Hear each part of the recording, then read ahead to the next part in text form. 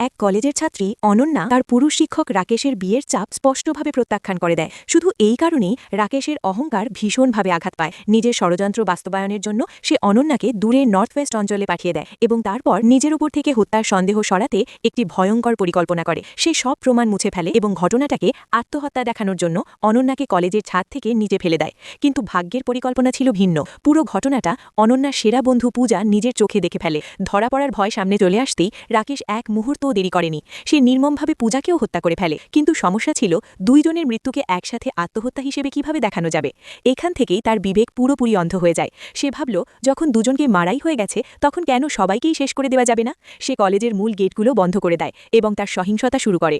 অল্প সময়ের মধ্যেই কলেজের 248 জন মানুষ তার নৃশংসতার শিকার হয়। শেষে নিজেকে বাঁচানোর জন্য সে জোরে নিজের মাথা টেবিলে আঘাত করে, হাতে হাতকড়া পরিয়ে নেয় এবং নিজেকে এক লাকি সার্ভাইভার হিসেবে উপস্থাপন করে, কারণ এর আগেই সে নিজের সব চিহ্ন মুছে ফেলেছিল। পুলিশ বিভ্রান্ত হয়ে যায়। তদন্তে শেষ পর্যন্ত ধরে নেওয়া হয় যে কোনো এক সাইকো কিলার স্কুলে ঢুকে সবাইকে হত্যা করেছে। আর এই মিথ্যার সাথেই শেষ হয়ে যায় সেই ভয়ঙ্কর গল্প।